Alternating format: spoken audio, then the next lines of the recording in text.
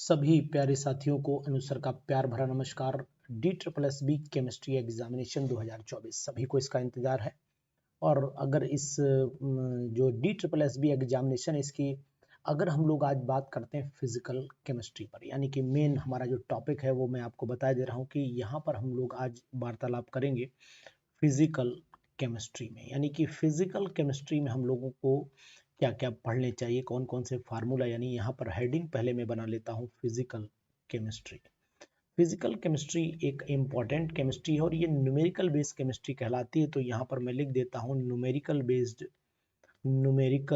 Based chemistry कहलाती है। और न्यूमेरिकल बेस्ड केमिस्ट्री में हम लोगों को क्या कर लेना चाहिए जिससे कि हम लोग मैक्सिमम अचीवमेंट कर सकें, सिलेक्शन पा जाएं। तो फिजिकल केमिस्ट्री पर आज बात होगी। इसके बाद बात करूंगा आपसे ऑर्गेनिक केमिस्ट्री और देन इनऑर्गेनिक केमिस्ट्री। देखिए फिजिकल केमिस्ट्री में कुछ टॉपिक्स ऐसे हैं जिनको आपको फोकस करके जाना चाहिए एग्जामिनेशन में। सबसे पहले मैं बात कर लेता हूं कि किस टॉपिक पर आपको ध्यान देना पड़ेगा। देखिए कुछ टॉपिक तो बहुत मुख्य हैं जिनको आपको बहुत विशेष तौर से ध्यान देना पड़ेगा। जैसे कि मैं बात कर लेता हूं यहाँ पर सबसे पहले एक टॉपिक है जिसका नाम है थर्मोडायनामिक्स। ये थर्मोडायनामिक्स ऐसा है जो लगभग पीजीटीज में सभी जितने भी पीजीटीज हैं उन सभी में मैक्सिमम कवरेज लेकर के चलता है। कम से कम 3 से 4 क्वेश्चन का कवरेज इसका रहता है हर एग्जामिनेशन में। ज़्यादा होगा कम नहीं होगा अगर हम क्वेश्चंस के पॉइंट ऑफ व्यू से बात करते हैं तो।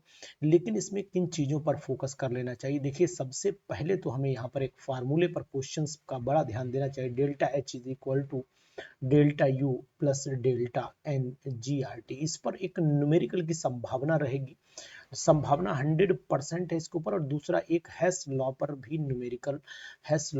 न्यूमेरिकल की संभावना है। तो ये दो टॉपिक तो न्यूमेरिकल में काउंट करूंगा। तीसरा मैं अगर आपसे बताना चाहूं तो यहाँ पर रीजनिंग क्वेश्चन भी फंसने के चांस है। यानी कि रीजनिंग क्वेश्चन, यहाँ पर रीजनिंग एमसीक्यू एक आ सकता है जिसमें आपका एसर्शन और रीजन दिया होगा।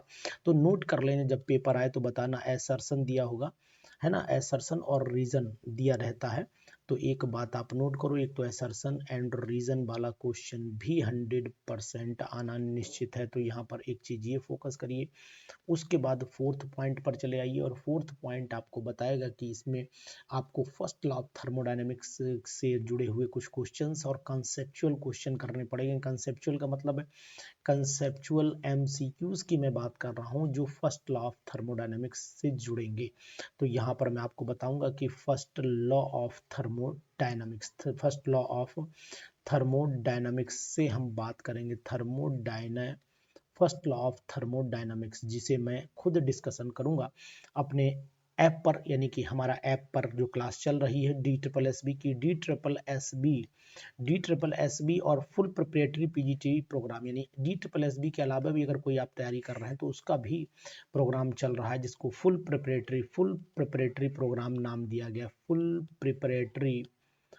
प्रिपरेटरी प्रोग्राम नाम दिया गया है। अगर आप इसमें इंटरेस्टेड हो तो जरूर आप हमसे संपर्क करिएगा।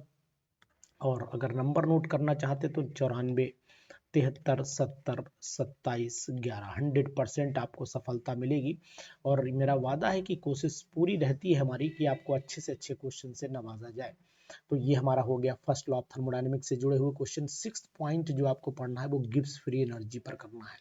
यानी ये टॉपिक छोड़ने नहीं, गिब्स फ्री एनर्जी बिल्कुल नोट कर लीजिए। गिब्स फ्री एनर्जी के क्वेश्चंस आपको नहीं छोड़ने हैं, चाहे वो कहीं से भी हो। मेनली बेसिकली आप एनसीईआरटी को जरूर फॉलो कर लीजिएगा, एनसीईआरटी। लेकिन जो लेवल ऑफ क्वेश्चन जाना चाहिए, लेवल ऑफ क्वेश्चन जो होना चाहिए वो स्टैंडर्ड बढ़िया होना चाहिए, यानी ग्रेजुएशन लेवल को टच करता हुआ रहना चाहिए, चाहे वो जेएनयू यूनिवर्सिटी हो। यानी कि क्वेश्चन का स्टैंडर्ड एक हो। मेरे ओवरऑल कहने का तात्पर्य यहाँ पर यही है। तो इन टॉपिक्स पर विशेष फोकस आप करेंगे। ये टॉपिक आप ध्यान दे लीजिएगा। हैश लॉ पर ध्यान दे लेना है। इसके बाद आपको रीजनिंग एमसीक्यूज का मतलब एसएसएम रीजन पर क्वेश्चन चले जाएंगे। और उसके बाद आपको कंसेप्चुअल एमसीक्यूज पर भी बहुत विशेष तौर से ध्यान देना है। फर्स्ट लॉ ऑफ थर्मोडायनेमिक्स पर 100% क्वेश्चन निश्चित हो जाएगा। उसके बाद गिब्स फ्री एनर्जी पर भी आप इंपॉर्टेंट लगा लीजिए। इतने टॉपिक आप पढ़िए, बाकी बहुत टॉपिक्स में आप थर्मोडायनेमिक्स में परेशान आप नहीं होइए। तो फिजिकल केमिस्ट्री की शुरुआत कर दी है, आपको कैसा लगता है टॉपिक जरूर बताइएगा, क्या आपका इसमें सलाह है। उसके बाद आयनिक एंड केमिकल इक्विलिब्रियम, इस पर भी बम्पर क्वेश्चन मिलने के चांस है। केमिकल एंड आयनिक इक्विलिब्रियम, इस पर बम्पर क्वेश्चन मिलने के चांस है। इक्विलिब्रियम, इस पर बम्पर क्वेश्चन मिलने के चांस है, इस बात का आप ध्यान दीजिएगा।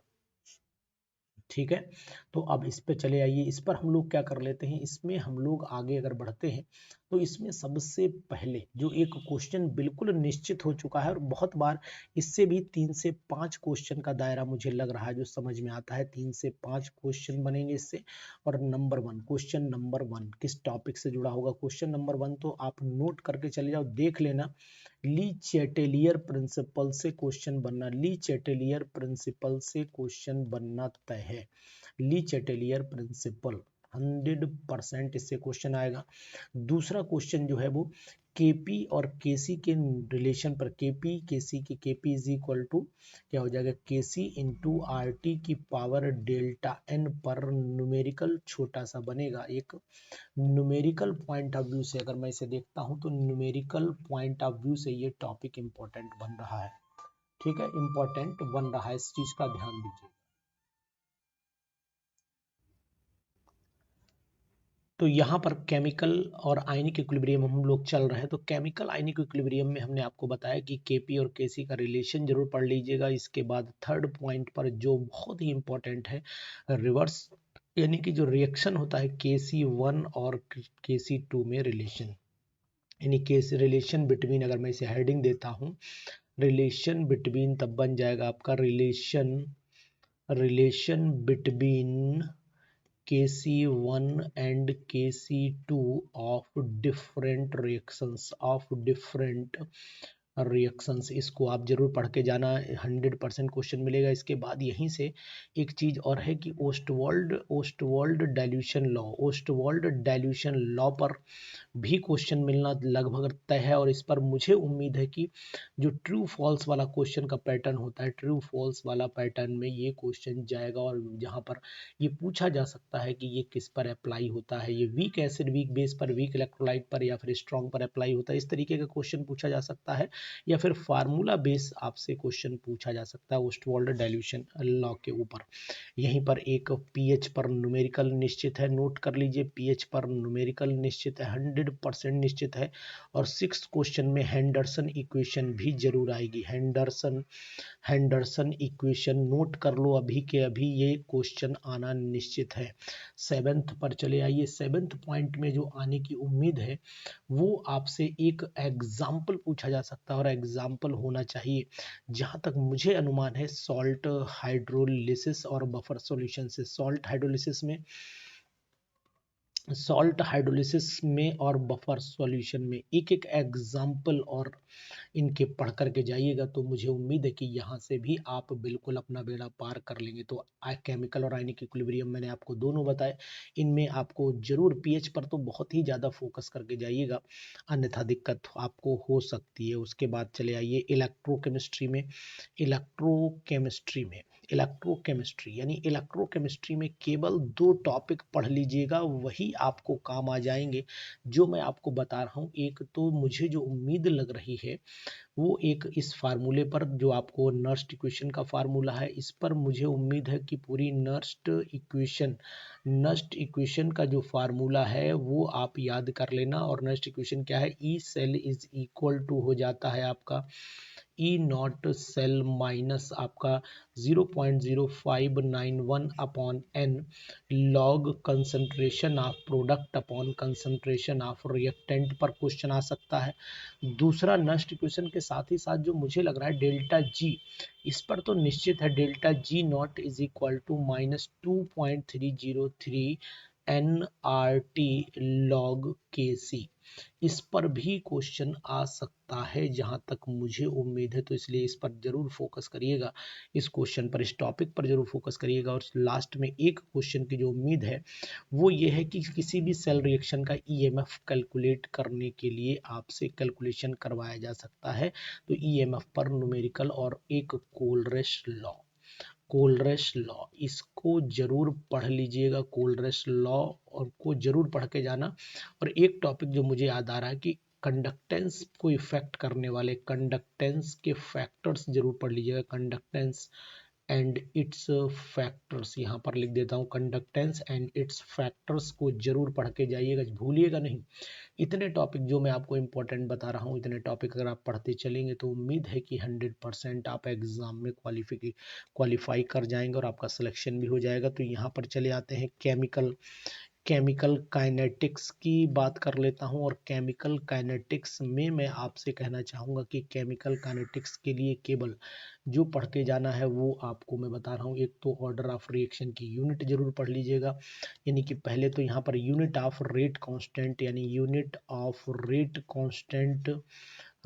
कांस्टेंट जिसे वेलोसिटी कांस्टेंट भी कहते हैं, रेट कांस्टेंट की यूनिट के कौन कौन से मेनली आप एक तो जीरो ऑर्डर पढ़ें, जीरो ऑर्डर पढ़िएगा, जीरो ऑर्डर के बाद आप एक फर्स्ट ऑर्डर पढ़ लीजिएगा, जीरो ऑर्डर, फर्स्ट ऑर्डर, और एक जो मुझे लग रहा है वो फ्रैक्शन ऑर्डर भी आ सकता है, तो फ्रैक्शन ऑर्डर को भी आप बिल्कुल इग्नोर मत करिएगा, पढ़ करके जाइएगा। सेकंड पॉइंट पर चले आइए, जो ये तो मतलब फिक्स है कि 100% आना। एग्जाम्पल्स कम से कम 5-5 एग्जाम्पल ऐसे बेस्ट याद कर लेना, एग्जाम्पल्स आप याद कर लेना ऑर्डर ऑफ रिएक्शन के एग्जाम्पल जरूर याद करके जाइएगा।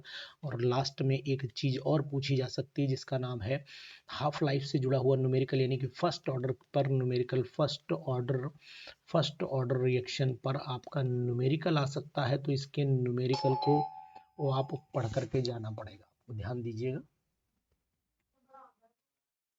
तो यहाँ पर फर्स्ट ऑर्डर रिएक्शन के न्यूमेरिकल्स भी आपको पूरे कर लेने हैं। फर्स्ट ऑर्डर न्यूमेरिकल के साथ साथ में एक लास्ट इक्वेशन पढ़ लेनी जिसका नाम है आर्हीनियस इक्वेशन, यानी कि आर्हीनियस इक्वेशन पर भी न्यूमेरिकल एक आ सकता है, इस पर टेम्परेचर का इफेक्ट आ सकता है, तो यहाँ पर इफेक्ट ऑफ टेम्परेचर भी आप पढ़ कर जाइएगा।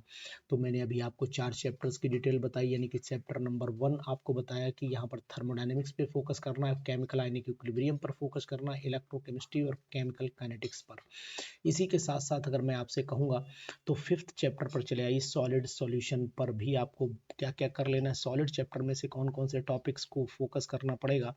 तो यहाँ पर हम बना देते हैं हेडिंग सॉलिड स्टेट, यानी सॉलिड स्टेट में अगर आप नोट कर रहे हैं तो केवल 3 चीजें पढ़ के चले जाओगे सॉलिड स्टेट में, तो फिर आप मान के चलिए कि क्वेश्चन वहां से मिलना लगभग और लगभग तय हो जाएगा। तो यहाँ पर सॉलिड स्टेट में कौन कौन से टॉपिक आपको पढ़ लेने पड़ेंगे, तो सॉलिड स्टेट में नंबर 1 आपको पढ़ना चाहिए ब्रेग्स इक्वेशन पढ़ लेना चाहिए, ब्रेग्स इक्वेशन आप पढ़ लीजिएगा, ब्रेग्स इक्वेशन जरूर पढ़ लीजिएगा।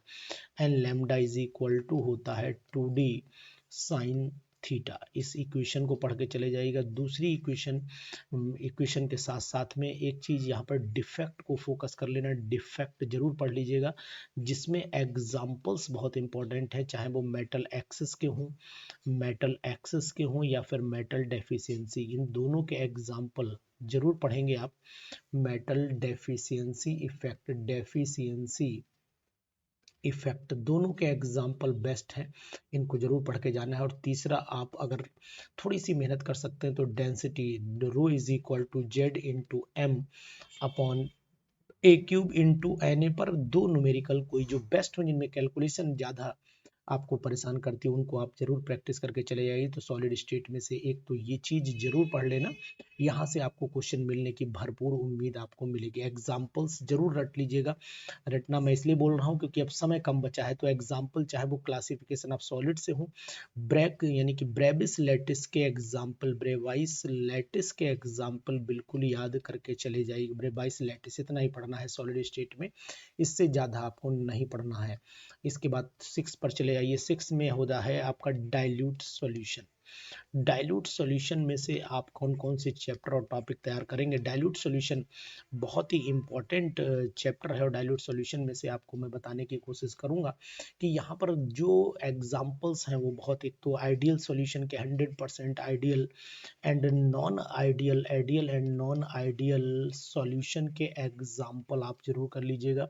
आइडियल नॉन आइडियल के एग्जाम्पल करिएगा। वेंट हॉफ फैक्टर को बिल्कुल नहीं छोड़ना। वेंट हॉफ फैक्टर इसको आप जरूर पढ़ लीजिएगा। वेंट हॉफ फैक्टर को छोड़ना नहीं किसी कीमत पर। और एक क्वेश्चन जो है वो रिवर्स ऑस्मोसिस पर भी आ सकता है, रिवर्स ऑस्मोसिस पर आ सकता है। दूसरा न्यूमेरिकल अगर हम देखना चाहेंगे तो न्यूमेरिकल जो मुझे लग रहा है वो पाई इज इक्वल टू होता है CRT, इस पर न्यूमेरिकल आ सकता है। साथ ही साथ मोलैरिटी पर 100%, मोलैरिटी पर डेंसिटी बेस्ड क्वेश्चन, मोलैरिटी पर आपको मैं लिख देता हूँ, मोलैरिटी पर डेंसिटी बेस्ड क्वेश्चन आ सकता है, बेस्ड क्वेश्चन आ सकता है। बिल्कुल अलग हट के बता रहा हूँ इसलिए ध्यान दीजिएगा, इनको हल्के में ना लीजिएगा क्योंकि नहीं तो नुकसान फिर आप उठाएंगे ये निश्चित हो जाएगा। इसी के साथ साथ हम आपसे बात करेंगे कि आपने जो ये टॉपिक पढ़ रखे हैं इन टॉपिक्स पर विशेष तौर से फोकस करें, यानी कि सबसे पहले आपको सॉल्यूशन है, आपका इलेक्ट्रो है, सॉलिड है ना, और आपका ये आ जाइए केमिकल काइनेटिक्स है, और आपका इलेक्ट्रोकेमिस्ट्री तो बताइए, थर्मोडायनेमिक्स है, और थर्मोडायनेमिक्स के साथ ही साथ आपका केमिकल और आयनिक इक्विलिब्रियम है। इन चैप्टर्स पर बहुत ज़्यादा ध्यान देना है, अन्यथा फिर नुकसान आपका होगा। क्योंकि आप अगर चाहते हैं ना बेस्ट नंबर, DSSB में सिलेक्शन चाह रहे हैं, DSSB एग्जामिनेशन क्वालिफाई करना चाह रहे हैं, तो इन पर जरूर फोकस करके जाइएगा। और लास्ट टॉपिक जो मैं आपको बताने जा रहा हूँ बहुत ही इंपॉर्टेंट है, 7th टॉपिक है, इसका नाम है गैसियस स्टेट। गैसियस स्टेट यानी कि इन टॉपिक्स से क्वेश्चन जरूर आएगा जो मैंने आज बताए हैं। बाकी तो आप अपना पूरी तैयारी करेंगे, लेकिन इन टॉपिक्स पर विशेष तौर से ध्यान दीजिएगा।